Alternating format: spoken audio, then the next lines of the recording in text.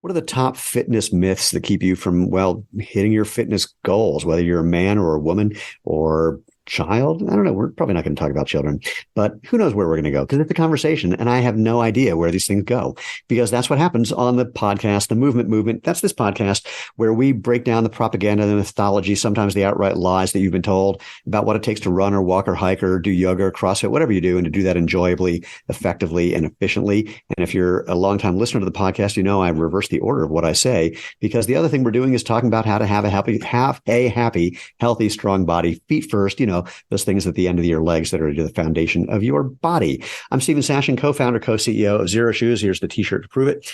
And we call this the Movement Podcast because we're creating a movement. And by we, that includes you. More about that in a second. About natural movement, letting your body do what it's made to do. And the part that involves you is really easy. If you want, go to www.jointhemovementmovement.com. There's no thing you have to join. There's no secret handshake, no money involved. There's no song that I make you sing every morning. It's just that's the domain that I got that has all the previous episodes, all the ways you can find us on social media, all the places you can find the podcast if you don't like the one that you use to find it this time. And what you need to do to be part of this is really easy. Just spread the word. Tell people that you know, give us a review, give us a thumbs up and a like, and, hit the bell icon on YouTube to be alerted about new episodes. You know the drill. If you want to be part of the tribe, just subscribe. So let's get started. Shelby, do me a favor. Tell human beings who you are and what you're doing here. All right. Well, I'm Shelby. I run the website fitasamombear.com. I am a certified strength coach in real life and a super awkward person. So true.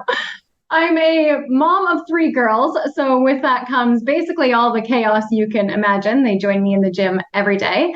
And basically my whole goal is to get moms working out and just make, the healthy life aspect practical for chaotic lifestyles, which is all of us, let's be honest.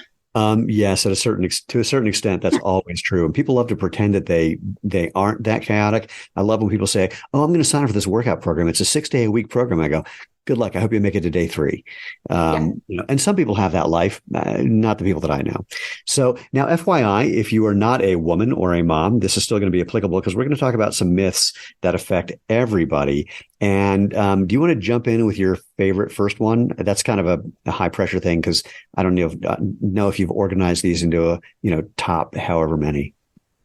I don't think I've organized them. One of my favorite things to chat about, though, is women and weightlifting and just weightlifting in general. I train at home. So for anyone who does follow me, or if you haven't, I have a really, really well set up home gym. And I am very anti going to the gym because let's be honest, who has time to go travel? I live in Canada, so there's winters, guys, to go travel to the gym multiple times a week. So go ahead. Wait, hold on. Let me pause on that one. I'm so lazy that if I didn't have my home gym in a place where I have to walk by it every day, I wouldn't use it. It saves you. It literally saves your goals, being able to hit up your workout in your pajamas, whatever you're wearing. Don't change. It just takes time. Hold on. Yep. Who wears pajamas? Okay, fair. But I shoot a lot of videos. It's otherwise just inappropriate. There's no such thing as TMI in my world. So, but just like, literally like when we're watching TV and I see people in pajamas, like, what year is this? Who does that? It's very confusing to me. So, all right. So myth number 1 is that you need to go to the gym. So what are the essentials for a good home gym? So full disclosure, I am 100% spoiled. I trained out of the house for 10 years. So I do have a full setup down there, which includes, a squat rack and gymnastics ring, some punching bag, and all the fancy things you can have. What I recommend is honestly just a set of resistance bands and some dumbbells. You can get some wicked workouts with just those things. You don't need to be fancy. Actually, the simpler, the better, because let's be honest, if you have a million choices, you're going to freeze and run away. So keep it simple. Have a set of dumbbells. Work your way up in weights there and call it a day. Bench? No bench? Optional. A coffee table works, right? Like the floor works. You don't need to have an actual bench. If you want one and you want to say that you have a workout bench, go for it. But I wouldn't say that it's crucial. Well, the good news is there are lots of people who bought workout gear that turned into coat racks. And so if you get on Craigslist, you can often find something cheap or free, somebody just trying to get rid of something. Optional bench, some dumbbells. And now I'm a geek this way. I went for adjustable dumbbells. I got power blocks. How do you like them? Because the adjustments always make my eye twitch a little bit because And they take in fact, too I got long. to tell newspaper. We are Yeah, well, so exactly. confusing. I want to be able to adjust really quickly. But so back in the days when newspapers had classified ads, somebody was advertising these power blocks for like a third of the normal price. And I called and I said, no, I'd love to get them. Is that the best price you can do? He goes, well, I'm selling these for a friend. I said, well, can you ask your friend? He goes, he's dead. All right, I'll give you all the money. Just take the money. Thanks. I think one of the oldest pieces in my gym are these like That's the ghetto best. I mean, old steel 12-pound dumbbells that I've carried around since I was a teenager that I think I found in a friend's basement and still have them. They still work. It's awesome.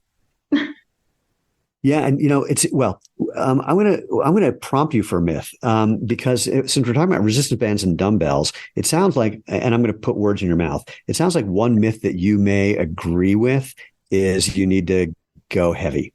You need to have heavy weights.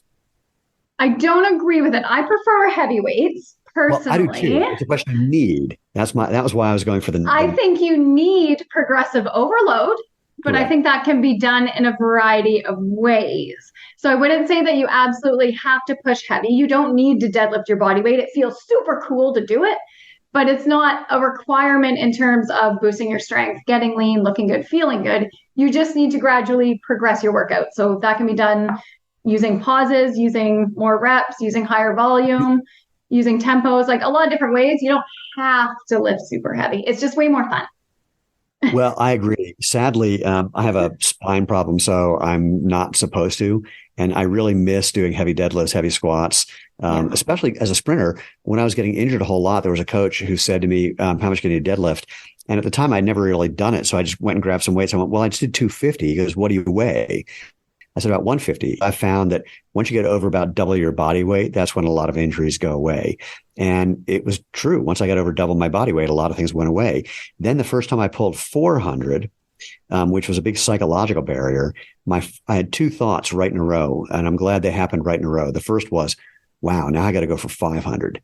And the second was, hey, you're a moron. It's hard though. Like you feel really, really cool doing it. I always laugh because I love chin-ups and pull-ups. My first chin-up took me a year because I learned everything the wrong way. But once you nail that first chin-up down, all you want is more and more and more because it feels really awesome. Strong is fun. Agreed. Agreed. Okay. Well, then I inserted a myth for you that is not a full myth. So do you have another one you want to toss out?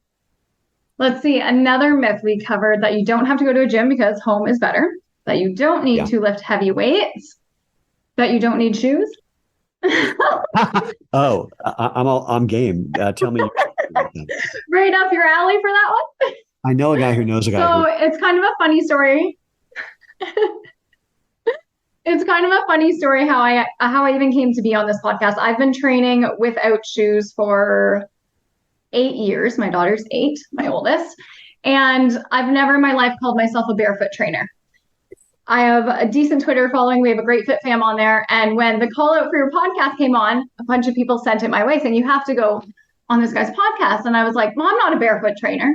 They said, you train barefoot every day. And I was like, oh my God, I do. And I know.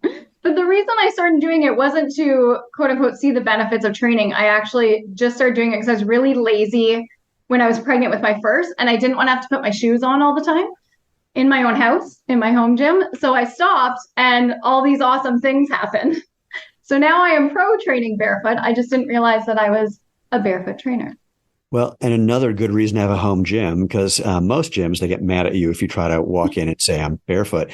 And I've had this conversation. And I've had people report this conversation. They go, well, what's the problem? They go, well, what if you drop something on your foot? It's like, if I'm wearing a sneaker with a fraction of a millimeter of mesh over my toe, what's the difference?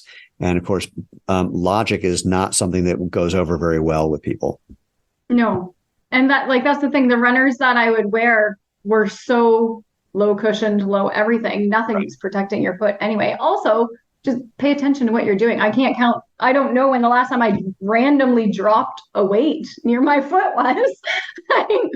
Yeah. I feel Well, it's sort of like when I talk about going around in the world barefoot, they go, "What if you step in dog poop?" I go, "When's the last time you stepped in dog poop?" They go, "I don't know, 20 years ago." It's like, well, why are you going to start now?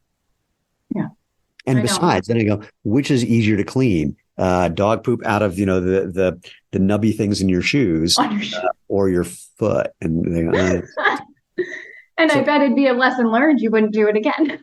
not for another 20 years. So when people come and find you and they see that you're training barefoot, I imagine that they have some interesting responses. Talk about how you talk to them when they ask you what's going on, or they complain that they don't think that's a good idea. Well, the complainers just get blocked because I don't have the mental energy to fully. Like, I can't. I'm not getting into online debates with you. If you don't like how I train, don't watch training. I don't know. I can't. When people who are genuinely curious ask me how I got started, again, it was because I was pregnant and then newly postpartum. I really just didn't want to put on shoes and tie my laces up. That's what it came down to. But when I started training barefoot, what I noticed was I had to lower my weight on a lot of things. All of a sudden, my structure was different. So for squatting, my shoes were always heel elevated, right? So all of a sudden, that shifts the muscle groups that you use. So I had to lower, which worked for me at the time. And then what I noticed was that things like my ankle mobility and my hip mobility and all these things improved by not wearing shoes. So now it feels super awkward if I do have to wear shoes to train when I'm on vacation. Sometimes if you're in hotel gyms and whatnot. And I find that because of the increased mobility, other things happen. So you get stronger, which is fantastic, but you have less low back pain because you have a good support system at your base. Those kinds of things that sometimes you just overlook because you really want to lift heavy. And yes, I could probably lift a little heavier if I threw some shoes on for a couple of exercises, but not overly. And Right. I find I don't feel as engaged with my muscles when I do have shoes on now, and they just feel really awkward to me to do stuff in because I'm so used to it. Not to mention, sorry, this is a big rant of mine, because I realized that last time I had to wear shoes on vacation, it was doing things like lunges and like normally now I'm so used to my foot stabilizing me and my toes being able to grip and all of those things. Having to do that stuff in shoes throws me right off my game. So you are missing like a lot of engagement wearing shoes. We're actually starting to do some testing showing how just a typical normal cushion shoe messes with stability, because when you hit the ground, just that foam kind of, it's, I'm trying to think of best analogy that popped in my head just now is imagine, punching Jello. She goes wobble, wobble, wobble. Same thing happens in your shoe, just a little faster. Doesn't wobble back and forth as much compared to either barefoot or in shoes like ours, where it just doesn't happen like that. And, I have a video clip that I keep handy. It's a guy from Adidas. He's asked, hey, what's energy return? Because all you shoe companies talk about energy return. And the quote is, well, energy return is kind of a lie. There's really just energy loss. It's like, oh man, I can't believe he said that out loud. That was his outside voice. And they let him keep his job somehow. I thought that was brilliant. Fair though, fair. Okay. Yeah, I don't think I could go back to training with shoes now, but. Well, FYI, I'm going to get you something for when you are on vacation that will, give you that same feeling. So we'll have fun. I know a guy who knows where they park the truck around here. He's constantly, taking things. If I can only find that guy someday. So we have another myth. I'm going to prompt you for this one because it was in our brief conversation before we started this. So I don't know what number we're up to, but let's talk about finding the perfect workout. There isn't one. I know everyone wants that answer of do this and you get this automatically, no questions asked. But the truth is there just isn't a perfect system. The only perfect system is the one that you're going to do consistently. So I love lifting heavy weights. It's my jam. I'm now a runner, which is just a whole other hilarious story of learning that. Well, we will. I'm putting a bookmark there, so we'll come back to that one. But that doesn't mean that the way I train is the perfect way for you to train, because if you're only going to follow something half the time, the results are going to suck.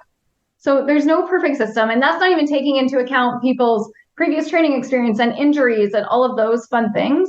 It's more just from a consistency point. You need to be consistent to see results. So not everyone's going to have the same workout, because a 5-day split that works for me isn't going to work for the brand new mom who's never lifted.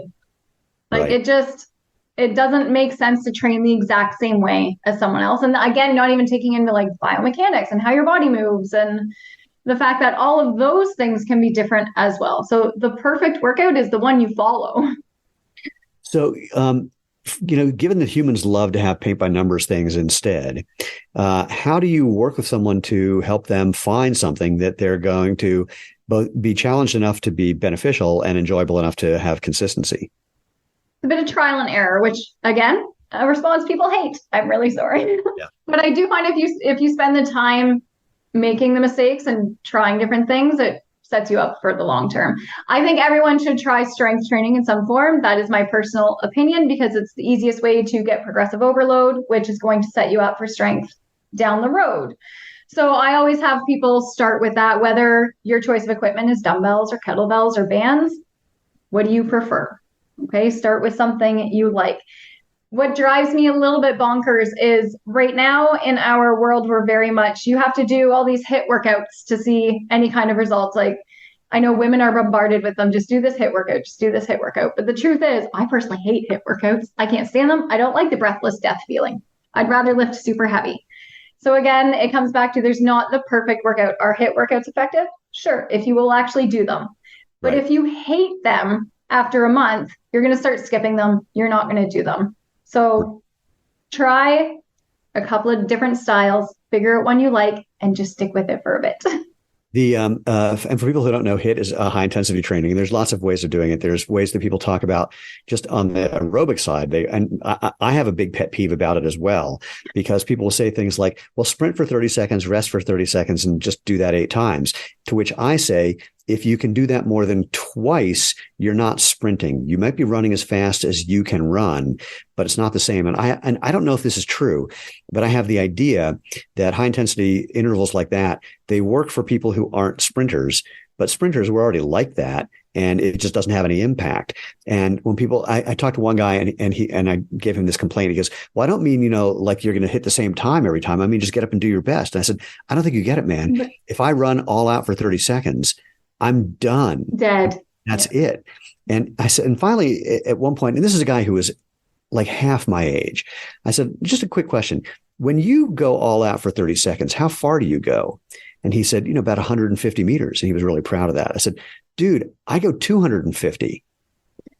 And he was just dumbstruck. So, it's just a different thing. And on the weightlifting side, doing high intensity stuff. Yeah. Same. Now my joke there is I sometimes, as much as I love lifting heavy, I also like doing high intensity stuff sometimes because I'm lazy and I just want to be done fast. Fair. Which again, embrace that because at least you're doing something, right? But I think with my issue with high intensity interval training is it is great for experienced people, for people who have worked out, for people who have a base level of strength. Yeah. But asking someone who has never worked out to go do jump squats and burpees is like, it's just not, it's terrible. It causes me rage. I'm sorry, because they're going to end up in pain with injuries, frustrated that they couldn't do the workout or that it hit them this hard. So I think giving general recommendations like that, it doesn't work. Don't just spew out the words Okay, take into consideration these things like sprinting. Sprinting is amazing unless you have terrible hip mobility or ankle mobility or can't land. Yeah, if you got bad form, you're going to mess yourself up. Terribly. So telling someone they should just go sprint for 30 seconds is terrible advice. I concur. Well, even back to the ideal workout, even if you have the idea that, because I know that a lot of people think that there's this ideal workout because if they find the right workout, they're going to get the body that they want. And I'm going to add this in as my own myth because we're talking about myths. But my favorite thing about this one is I saw a video, just stumbled on it from Doug McGuff, who's a doctor he was the guy, he wrote a book called Body by Science, and it was all about super slow training, which I tried it for a while, not my thing. It felt like I got, hit by 2x4s, but it wasn't enjoyable. But he says, look, I've tried, every different kind of workout there is. And I can tell you, they're all the same because what's the delimiting factor is going to be your genetics. And again, what you want to do. And he goes, and here's the thing about genetics. He was involved in the bodybuilding community. There's a guy who was well known as having like the best calves in bodybuilding. The guy happened to have a twin brother who never lifted weights in his life, better calves. And there's another bodybuilder who was known for having the best biceps, but he had no calves. And he worked his calves harder than he ever worked his biceps, and they just didn't grow. So even within one body, there are seemingly genetic differences. So everyone just has this idea. It's like you see a new workout. It's like, ooh, that's going to be the thing. And again, back to consistency. But I just wanted to highlight that because that idea that there's the right one to give you some output that you think is going to be ideal, that's 99% mythology. For the most part, yeah. I think genetics, it's tricky. I don't think you can fully go outside your genetics, but I think some genetics predispose you towards certain types of training. Absolutely. Right? So if you nail that down, you're golden, to be perfectly honest. But I think you can overcome quite a bit. It depends on your goals. Like if your goals are to go from looking very basic to completely lean figure competitor, that's a pretty hefty thing to overcome. And it depends a lot on your structure as to you're never going to go from a size 8 structure down to a size 0. You do have bones, right? Like you can look super lean, you can be super strong, you can look amazing, but you do have to factor in some genetics and your basic shape too.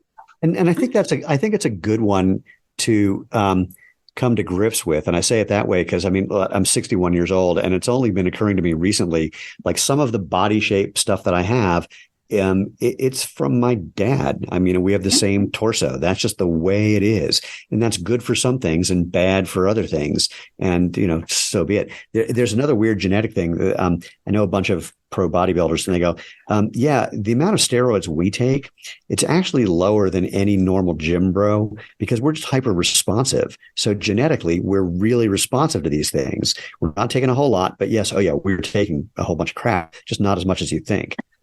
Well, but it's even if you look at a push-up. So genetically, if I have super long arms, that's right. Going to suck for me to do. I can do them, don't get me wrong, but my range of motion is so much higher than someone who has shorter arms. So if we're in a push-up contest, if that's my goal, and I'm trying to beat someone and they have shorter arms, they're already at an advantage, right? That's the same for the deadlift. That's the same. Like you have to factor in those things when you are choosing very specific goals.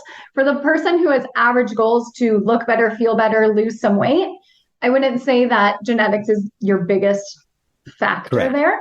But for very specific things, then you need to acknowledge them. Yeah. But to your point, the genetic part of, what you might have a predisposition for is the thing. Because again, there's a guy named Ralph Mann who wrote, I think he won the silver medal in the 400-meter hurdles in Munich, if I'm remembering correctly. And he became a biomechanical engineer and wrote a great book on sprinting. And he goes, what makes a sprinter is 8 factors. 7 of them are genetic. And the 8th is how well you maximize your genetics. Yeah. And I've heard that's come up a lot in sports. Like when you look at pro football players and stuff and how early they showed an aptitude for it. But I don't remember what one of my training books, one of my strength books it was in, was that there are people who just have that 1% that they were made to do this. And if you can bring that out, that's where you get pro players and Olympus and all of those things. Yeah, there's are genetically. Yeah, there's a running coach here in town. We were in a panel discussion and someone said, how do you have such a great team. How do you train these people to make such a great team? He goes, no. I just go to the elementary school and I find the fastest kid in 5th grade. Then I work with him. Yeah. Like, oh, got it. So, all right. Any other myths coming to mind? You know what? I had one and now I'm trying. Oh, I do remember what it is. It is. I should write things down. I'm a pen and paper person. Oh, otherwise I'm just frazzled. I'm gonna write things down and then forget where I wrote that down because I will put it in some random place and it gets lost. That's fair. I'm a big yellow sticky note person that they're all over. But the worst part is my kids have started like writing to-do lists on sticky notes. And I was like, oh my God, what have I created? I'm so sorry. It's okay. Someday they will look back and go, what have you created as well? You'll agree with each other.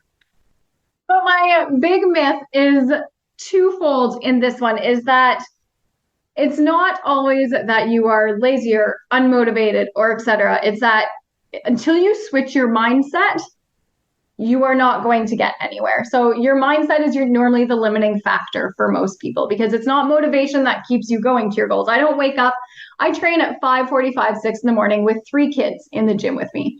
I do not wake up at 5:20 and I'm like, I'm so excited to go overhead press. It's going to be great. It's pitch black and -10 outside. Sweet.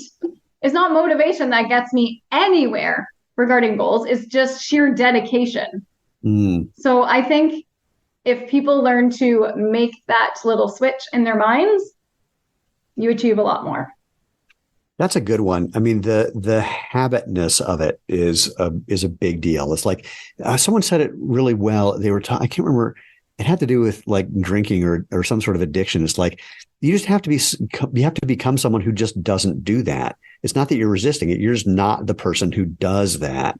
And that's something that just happens over time. And if you do, like for me, it's actually easier, but I don't have the time to do it right now. It's easier if I work out 6 days a week because of the habit of that. Yeah, it's just because if I take time off, it's easier for me to go, I'm too tired. Oh, I got to make pizza dough this morning. Oh, which I do every Saturday morning. Whatever it is. Oh, I make killer pizza. You're more than welcome. So dough on Saturday. Well, so the New York style pizza dough starts on Thursday night. The Neapolitan starts on Saturday morning for pizza Sunday. So just FYI. Yeah, this is like the best thing ever. I will confess it's really good. And I only say that because we've had so many people over who say, oh man, this is the best pizza I've ever had. So homemade pizza is the best. It's just delicious. I bought an expensive pizza oven because one of the guys who works for us, our lead developer, is a big pizza head. And I saw this oven and he goes, oh, it'll change your life. You have to get it. I said, dude, it's like $800. He goes, it'll change your life. So my birthday was coming up. So I did, and it changed my life. It's that much better. So I've said that about all the fitness equipment I ask my husband for Christmas every year. I'm like, this rope, I swear, it's going to change the game on things. And every year it's magnificent, which for the record, climbing that rope did change my life because it made me feel awesome. I have a rope in my backyard for the same reason, but it was also, when I was a gymnast and a pole vaulter, we did a lot of rope climbing, and I like to pretend that I'm not 61. So, but I've only got one thing left that I might buy for my home gym, and there's a bunch of variations. I don't have a cable machine. I don't have a big arm cable. So machine. I don't have a cable machine either, and I go back and forth between that or a rower because I think rowing would be kind of fun. To be perfectly honest, it's fun when I do it. Wait, why is that? Why are those are so different? Why is there a choice? They're super different because apparently there's only so much space in the third floor of the house to put things. Yeah, that's you're just not creative enough. But I debate on the cable thing, but then I do a lot of weird hacks with bands. Right. Like they get hooked to all sorts of things. I've come up with some pretty decent hacks there. So cable machine just isn't high on the priority list. Well, I did my ghetto cable machine because I have a squat rack as well. And so I got on Amazon and just found, it's basically just a cable, pulleys, and hooks. And I just bought like 3 of them so I could attach them in all these weird ways around on my squat rack. And it can be done. Close. It's close. Have you ever, I'm sure you've heard of his landmine training where you have the barbell hooked down. Okay, so I like landmine training. It's fun every so often for a switch up. Pause. So explain what a landmine is for humans unlike us who don't know. So it is true when you have the barbell anchored to the floor on one end and you are training with the other end of the barbell is basically what it is. Now, there are specific floor anchors you can buy. You drill them in, you push the barbell in and it sticks. I don't have one. So everyone kept asking how I was doing this, and all I had done was wedged it between 2 kettlebells against the wall with like a gym mat behind. That's good. The one I've seen is just stick a towel in the corner and stick the end of the barbell on the towel. That'll work too. Yeah, you can do it in a corner too. My gym's set up so I can't get to the corner because the squat rack's kind of there. So I made the corner with 2 kettlebells. But so before you go buy really expensive gym equipment, just think outside the box, because I've managed to come up with some pretty decent hacks over the years as to how to work out at home. So the row versus cable, that's a really, that's a tricky one. I mean, some of the rowing ergs are, they, fold up against the wall. So Then there are ones that fold. I've seen ones that fold really, really small, kind of under your bed. But those, I would want one of the bigger, Yeah, you want like to go. traditional ones, to be perfectly honest, if that Yeah. was the way I was going to go with it. Yeah, it's been on the list. I'm not going to lie. But last Rowing year I got my rope, and then I got rings the year before. Rowing is super fun. And in fact, for my 45th birthday, maybe somewhere around there, my wife got me crew lessons. And so I'm getting up at 4 a.m. to go out on the river. And the unfortunate thing is it was with the other people who were getting lessons were, and I'm not trying to be rude when I say this, but here it goes, a bunch of really uncoordinated middle-aged women. And so there's a woman in front of me in this, 8-seat boat, and I keep hitting her in the back with my oar. And she goes, "Why do you keep hitting me?" I said, "Because you're not getting out of the way. This is the rhythm of it, and you're just not doing it right. And I'm not going to, I can't. Because you're wrong. Well, I mean, it's like if we want this boat to keep going, someone's got to be doing it correctly. And so, get the hint. And then, after I bumped her a few times, she kind of got in the rhythm, and we had like 5 strokes where everybody was in sync, and it was just magic. But I was thinking, I've really got to go and just get in a scull, so it's just me. I was gonna say you need the individual one. Team thing sometimes. Just the problem still is the best time on the water is like 5 a.m. and I am just not that guy. I know. I struggle with that. It's not, I can get up early. It's just so dark. And in Canada, like 8 months of the year are really freaking cold in the morning. And so Yeah, no, definitely not. But I had a water rower for quite a while that I really loved, except that you can't adjust the, I mean, I love that it makes a good swishy sound like you're actually in the water, but you can't adjust the tension. And so the only thing you can do, not on a water rower, is basically really? add or remove water. I mean, the one that I had, there was no way to do it.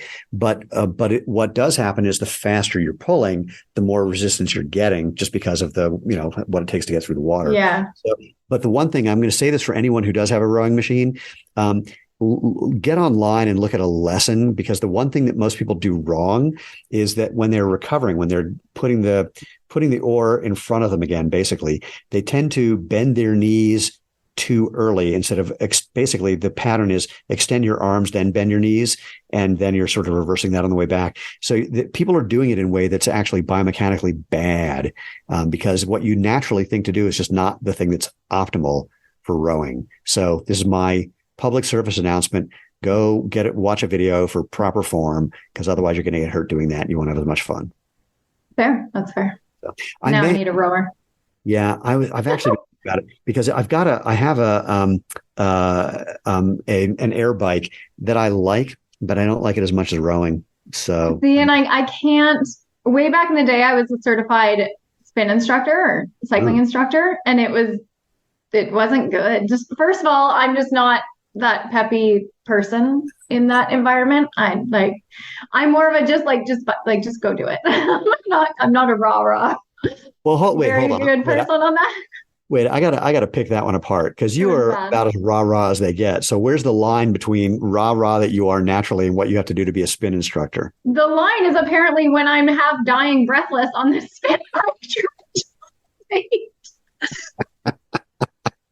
That's apparently the line. Okay. I didn't particularly want the certification, but way back when I was working for a gym and they were paying for it, they wanted me to get it. It was not good. It was not my calling. That's for sure. So a bike I could never get. A treadmill I couldn't get. I run outside. I like that it's outside and I can see things. I can't treadmill run. Yeah. Well, otherwise I just won't run. Like I'm outside or I'm not running. So the rower is like the in-between good cardio option if I were to do it inside. That's why. Medicine ball slams. I like slams. Yeah, that's fun too. The thing that I've been thinking is I've got to find something that's super quiet, because frankly, I'll do more if I can have it in front of the TV. Or more accurately, if I could, if my wife and I could be watching TV at the same time and I could be doing something that's quality time. Yeah, that's the Holy Grail. So that's what I'm working on. I'm not working on it very hard because I haven't thought about buying anything for quite a while. But actually, wait, I bought something. I'm going to see if you have one of these, and if you don't, you're going to want one. Glute ham roller. Do you know it? No, I don't have one. You know what it is?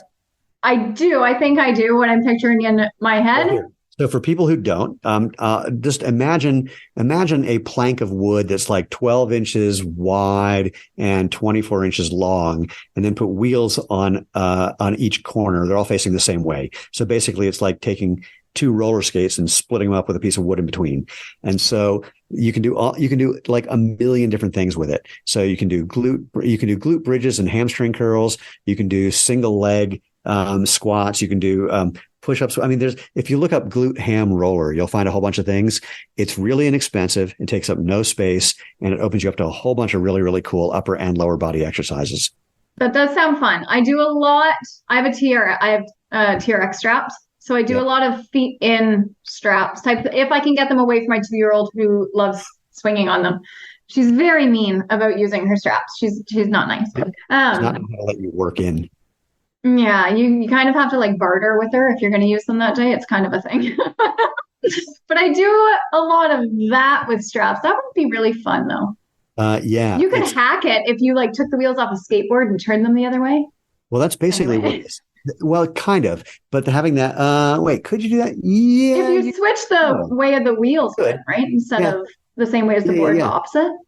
Well, actually, no, because the problem with a skateboard is that the trucks that hold the wheels are made to move in every direction. Oh, okay. They'll eventually be going off in some direction or another that you don't intend to.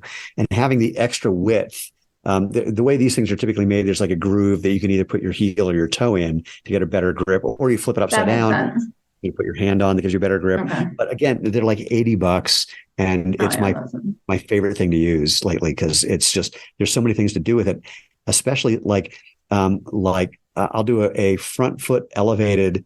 It's kind of, let's call it a lunge for lack of a better term. So, but it's really a single leg squat where rather than a lunge where you're trying to go kind of straight down, I'm going where my knee is way over my toes and my hamstring is on my calf, and I'm basically just using my back leg for balance. Kind of like an A to G split squat. Yeah. Like that. Similar. Similar to that, except because you're a lot more stability though with your foot elevated and on wheels there. That'd be fun. Well, no, elevated foot is on something stable. It's the rear foot that's on wheels, so that I'm really only the front leg. Nice. So it's a good one. Yeah. That'd be fun. I feel really, really butch when I do that. I don't think I actually feel butch. That's just the word that came out. I don't know what that would mean. I love this tangent we've gotten on. Yes, let's get back. Let's see if we can find anything else in our bag of myths. Is there anything else that you can think of? I think I'm out of myths for the time being. Okay. Unless you want me to get in my rant about how you're not going to get too bulky by starting to lift weights, but continue. Oh, that's a good one. No, that's a good one. Do it. And so I know it's been floating around forever, so I'm sure you've heard it. But for any females listening, please lift the weights. For the love of God, lift the weights. The benefits outweigh anything you think is going to happen. Which, funny story, and makes me look terrible, but when I first started strength training 12, 13 years ago, I remember telling my mom, I'm not going to take it too far because I don't want to look too crazy, right? I am like the smallest person ever. I train 5 days a week and I am super small.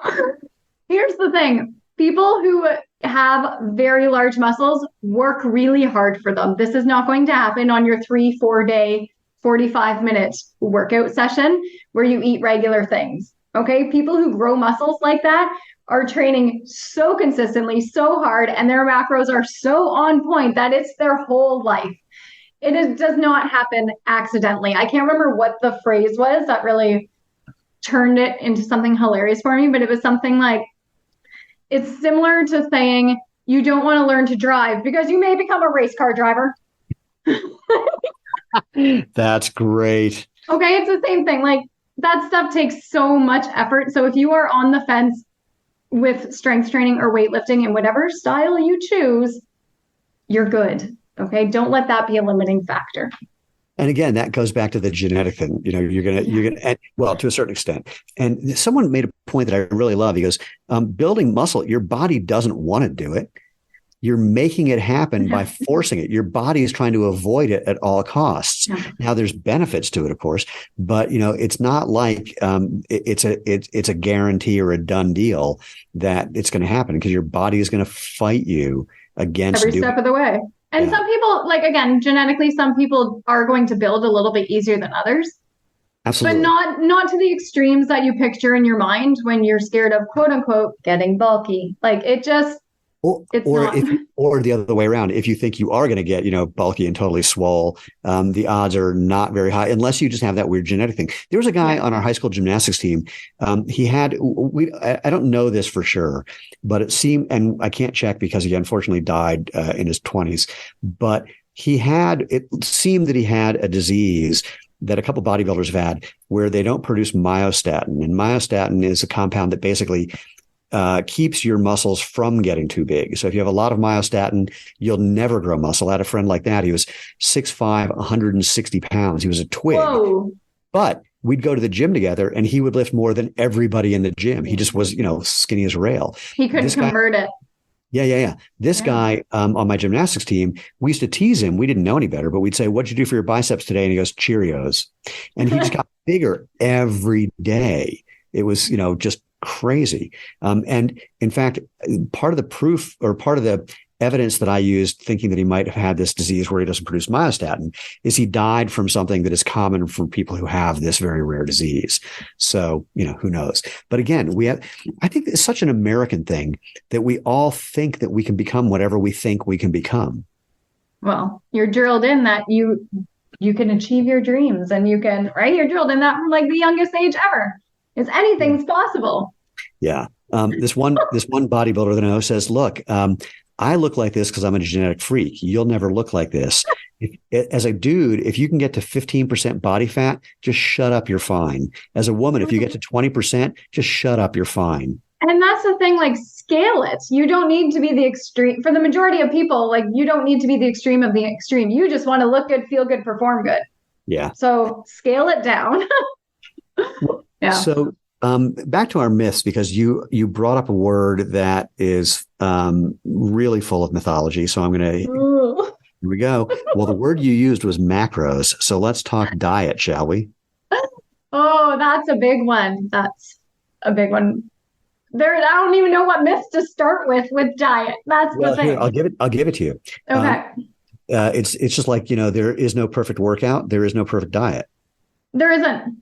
Again, and I hate using the word diet in some ways because that half the people associate that with eating less. And I want to just phrase that we're not talking about eating less. We're talking about what you eat in general, your diet in general. Okay. So just to preface that going forward, there's no perfect way to eat at all. It's the exact same thing as training. You need to trial and error what works for your body, whether that is eating more protein or cutting out dairy or eating less often or eating more often. Like there are so many freaking variables when it comes to eating that you have to play around with it.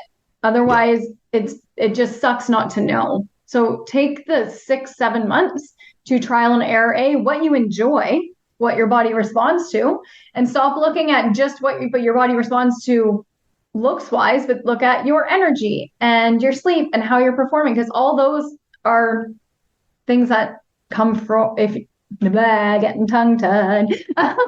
All those have to do with your diet also, right? So it's a very encompassing thing, but there's no one perfect solution. So stop listening to the person that tells you that this is the only way to eat, because there isn't one. I got to tell you, I was at the first paleo conference. This is like 12 years ago. And there were a couple of very interesting moments. One, this is at the University of Texas in the field house. And they had like museum level exhibits of various kinds. And it just so happened the one they had then was for physical culture over the years. So it was strength training, bodybuilding, weightlifting, powerlifting. These different things are from people from the 1800s all the way till now. And one of the rooms was all photos about a guy named Clarence Bass, who is he was often referred to as the world's most muscular man, not because he was like the biggest or anything, but he was always really lean.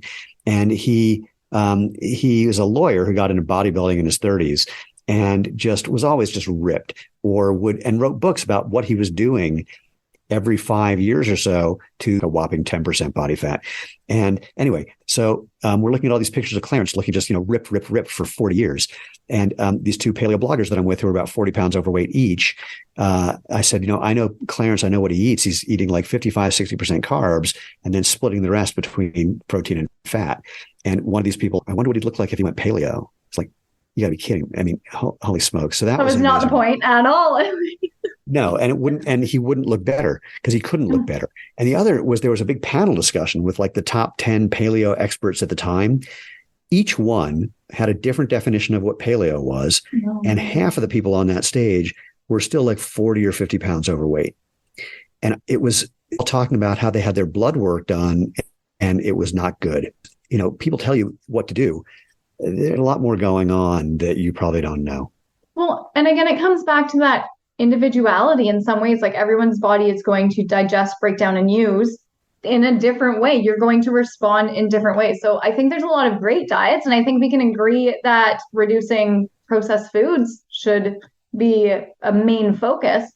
But outside of that, there's so many different ways to eat and so many ways to achieve your goals. So it also depends if you are looking to gain muscle, if you're looking to just get super lean, if you're trying for health purposes. So all of those come into play as to your food choices too. So don't tell yourself that there's only one thing you have to do, because there's not. There never is. There's always multiple paths to the same goal. So again, and much to my chagrin, it's a thing. Yeah, that's one of the things that I've been noticing lately is things that I used to have no problem with at all. Now they don't work for me at this age.